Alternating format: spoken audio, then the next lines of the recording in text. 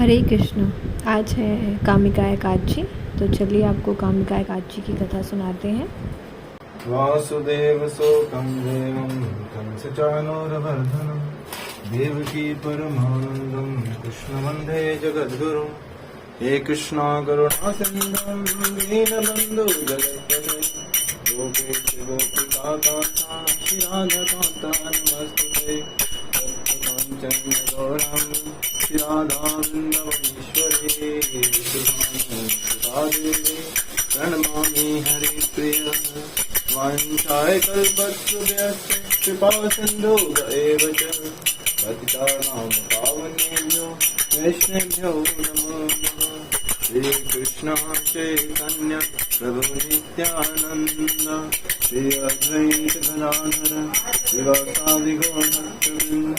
हरे कृष्ण कृष्ण कृष्ण हरे हरे, हरे राम राम राम हरे हरे। हरे कृष्ण कृष्ण कृष्ण हरे हरे, हरे राम राम राम हरे हरे। सच्चिदानंद भगवान की जय, श्री लक्ष्मी नारायण भगवान की जय, आनंद कोटि वैष्णवृंद की जय, श्री श्री ललिता विशाखा श्री श्याम सुंदर भगवान की जय।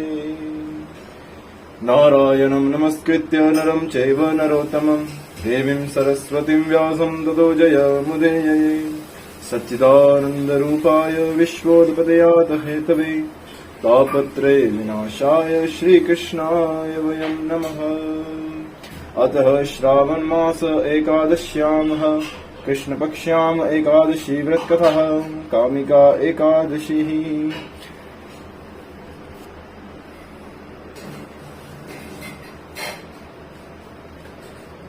कुंती पुत्र धर्मराज युधिष्ठिर कहने लगे कि हे भगवान, आषाढ़ शुक्ल देवशयनी एकादशी तथा चतुर्मासी महात्माएं मैंने भली प्रकार आपके मुख से सुना है। अब कृपा करके श्रावण कृष्ण एकादशी का नाम क्या है वो कहिए तथा उसकी कथा मुझसे कहिए।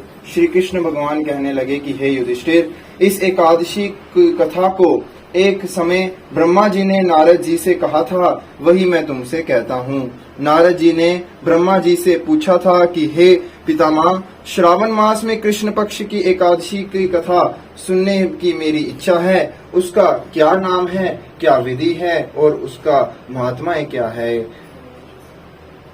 कृपा करके आप मुझसे कहिए। नारद जी के ये वचन सुनकर ब्रह्मा जी ने कहा कि हे नारद, लोकों के हित के लिए तुमने बहुत सुंदर प्रश्न किया है। श्रावण मास की कृष्ण पक्ष एकादशी का नाम कामिका है। उसके सुनने मात्र से तज में यज्ञ आदि यानी कि वाज में आदि यज्ञ का फल प्राप्त हो जाता है। इस दिन शंख चक्र गदाधर विष्णु भगवान का पूजन होता है, जिसका नाम श्रीधर, हरि, विष्णु, माधव और मधुसूदन है। उनकी पूजा करने से जो फल होता है वह सुनो। जो फल गंगा, काशी, नैमिषारण्य और पुष्कर स्नान का नहीं होता वह विष्णु भगवान के पूजा से मिल जाता है।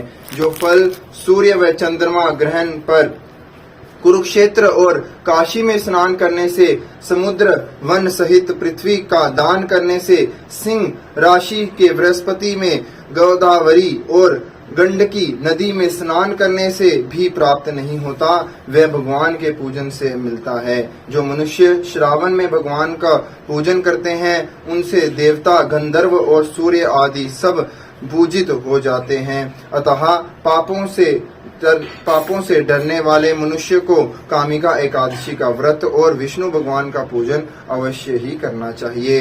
पाप रूपी कीचड़ में फंसे हुए और संसार रूपों समुद्रों में डूबे मनुष्यों को कामिका एकादशी का व्रत और विष्णु भगवान का पूजन अवश्य ही करना चाहिए। इससे बढ़कर पापों के नाश का कोई अन्य उपाय नहीं है। हे नारद, स्वयं भगवान ने यही कहा है कि कामिका व्रत से जीव काम योनि तथा आदि से कुयोनि आदि को प्राप्त नहीं होता। जो मनुष्य इस एकादशी को भक्ति पूर्वक तुलसी दल भगवान को अर्पण करते हैं वे इस संसार में पापों से दूर ही रहते हैं। श्री विष्णु भगवान रतन, मोती, मणि तथा आभूषण आदि से इतने प्रसन्न नहीं होते जितने तुलसी दल से होते हैं। तुलसी दल पूजन का फल 4 बार चांदी और 1 बार स्वर्ण के दान के बराबर है। हे नारद, मैं स्वयं भगवान की अति प्रिय तुलसी का सदैव नमस्कार करता हूँ। तुलसी के वृक्ष को सींचने से मनुष्य के सभी कामनाएं नष्ट हो जाती हैं तथा वह जितनी भी यातनाएं आदि से इस संसार में फंसा होता है वह सबसे मुक्त होता है। दर्शन मात्र से सब पाप नष्ट हो जाते हैं और स्पर्श से मनुष्य पवित्र हो जाता है। कामिका एकादशी की रात्रि की दीपदान तथा जागरण के फल का महात्म्य चित्रगुप्त भी नहीं कह सकते हैं। जो इस एकादशी की रात्रि को भगवान के मंदिर में दीपक जलाते हैं उनके पितृ स्वर्ग लोक में अमृत पान करते हैं तथा जो घी या तेल का दीपक जलाते हैं वे 100 करोड़ दीपों के प्रकाशित होकर सूर्य लोक में जाते हैं। तथा ब्रह्मा जी कहते हैं कि हे नारद, ब्रह्म हत्या तथा भ्रूण हत्या यानी कि भ्रूण आदि हत्या आदि पापों को नष्ट करने वाली इस कामिका एकादशी का व्रत मनुष्य को यत्न के साथ अवश्य ही करना चाहिए। कामिका एकादशी के व्रत के महात्म्य को श्रद्धा से पढ़ने या सुनने वाला मनुष्य सब पापों से छूटकर विष्णु लोक को जाता है। बोलो सच्चिदानंद भगवान की, अनंत कोटि वैष्णविंद की जय।